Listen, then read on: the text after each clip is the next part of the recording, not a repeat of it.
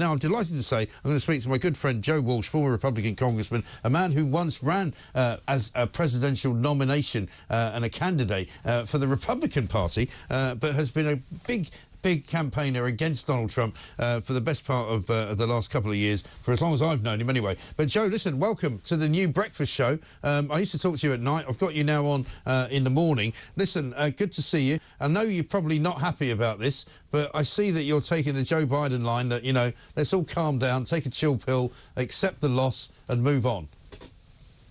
Michael, good to be with you. Yeah, let's follow Kamala Harris's lead, huh? Isn't that nice, Michael? Yesterday, she did what Donald Trump is still too much of a coward to do. Kamala Harris stood in front of the American people, Michael, and she said, I lost. She said, I concede. She said, I accept the will of the people. She congratulated Donald Trump, and she publicly wished him well. By God, that's awesome, right? No, it's not awesome at all. No, come on, Joe. That's exactly what she should have done. But you know what? She should have done it about 10 hours earlier. And she should have. Hang on. She should have had the courage to come out and talk to her fans and her workers, the people who had got her to where she was, who she completely ignored. She went to bed. Excuse me. Then when should Donald Trump have done it? 10 hours ago? How about 4 freaking years ago? Donald Trump still hasn't done it, Michael.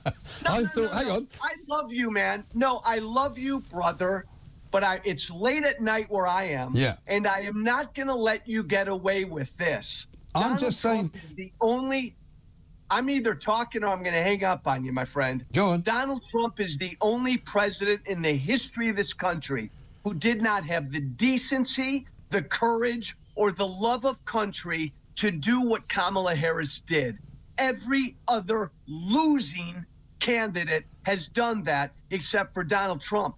This country, Michael, America, I live here, has been through hell for 4 years because Trump didn't have the balls to do what Kamala Harris just did. No. I don't slough by that, and I don't laugh past that. Okay. What Kamala Harris did yesterday is what is expected. And don't you dare, my friend. Don't you dare, or I love you, I'm not going to lose my temper. Don't you dare get mad at Kamala Harris for waiting until the next day to do it. No. It's 4 goddamn years later, and Trump still hasn't done it. No, but Joe, listen, you need to get past that, right? We've moved on from 4 years ago. You are obsessed with what happened 4 years ago. You've now got a different situation. Donald Trump is a different guy. You know, maybe he was wrong 4 years ago, but let's forget about that, you know, because even Joe Biden, you know, who has tried to lock Donald Trump up, who has committed lawfare against him, who has got all sorts of, you know, state attorneys, district attorneys, you know, a Southern District of New York, everybody's on to Donald Trump trying to lock him up. He failed miserably, right? And now even he has conceded that Donald Trump should be congratulated. So he's done that. He didn't say, well, he should have done that 4 years ago. You need to calm down, Joe. I love you too, but I don't want to see you getting so worked up that you become obsessed. I'll move on. I want to make sure I heard that right.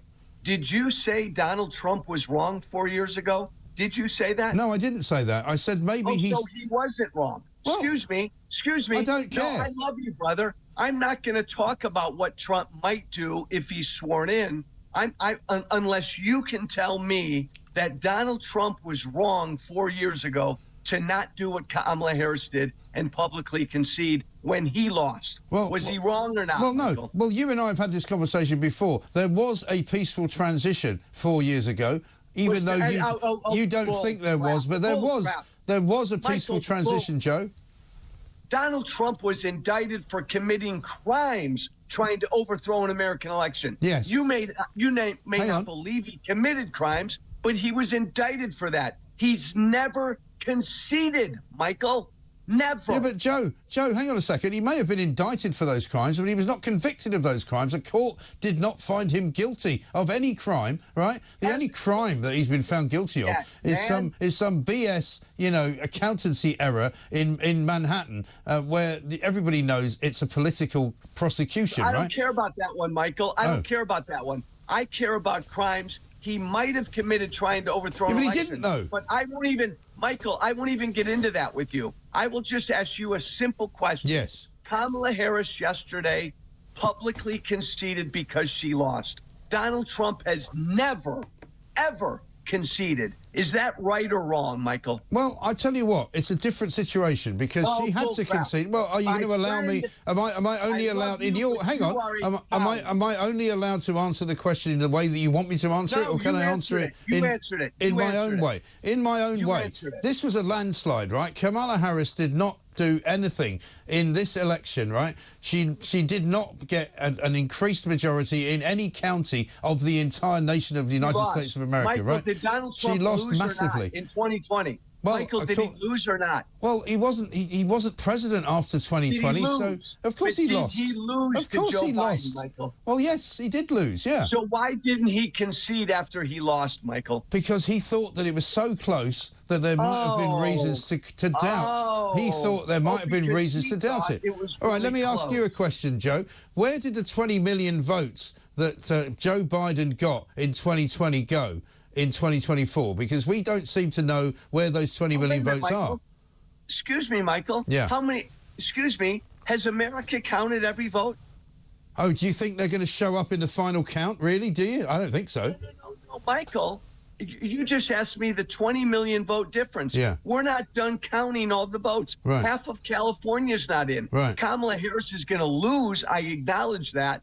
But we've probably got another 15 million votes to count. Okay. All these people saying that Trump won the popular vote, we haven't counted 15 to 20 million votes yet. He may not win the popular vote. That doesn't matter. But there's no 20 million vote difference. Come on, you're smarter than that, Michael Graham. I am, and that's why I'm asking you the question. The votes yet, but, man. you know, you're sounding like all the Democrats that I spoke to on election night who said, you know, it's too early to say, wait and see. And we waited and we saw. And then a couple of hours later, it was a wipeout.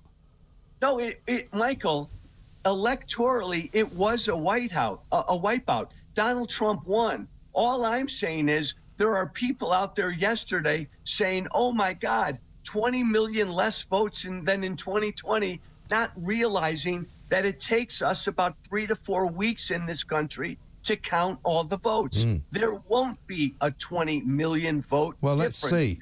Well, let's wait and see. I'm gonna adopt something from the Democrat playbook and go. By the way, let's wait and see. You disappoint me. Why? Because I do love you, but you acknowledge Trump lost, but yet you won't criticize him, the big baby, for not conceding. Why won't you? Because it's ancient history. He did concede. He left the White House. Okay. He did concede, Joe. He left the White House. He wasn't there when Joe Biden took over. But what I'm more interested in, rather than... Is it not? Hang on. Michael, then is it not important for an American president to do what Kamala Harris did yesterday? Is it not important to publicly... I don't think it's the most important thing that you should get hung up on. No, I don't think so. I mean, everybody knows that Kamala Harris lost, right?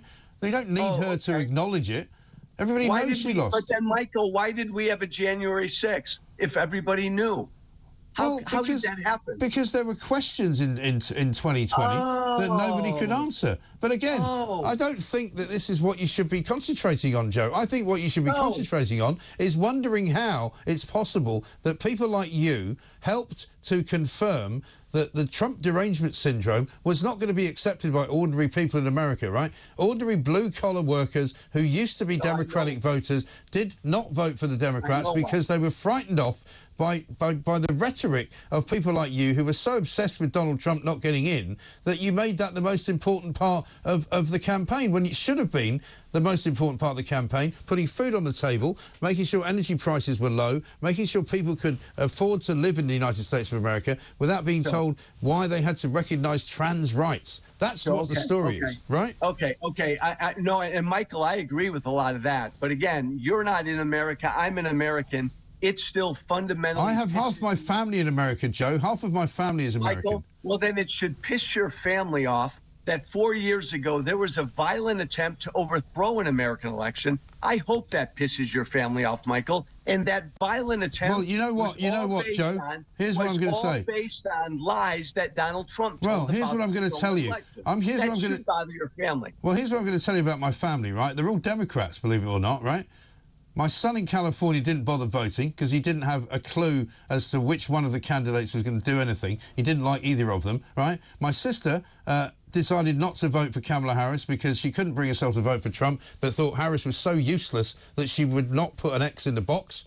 My daughter, who also has the right to vote in the US, even though she lives in the Middle East, similarly did not put an X in the box for Kamala Harris because she thought she was useless. So that's the problem the Democrats have got, and that's the problem that they have to get past, and they have to stop obsessing about Donald Trump, and they have to fix their own house and get it in order, otherwise they'll never be back in power.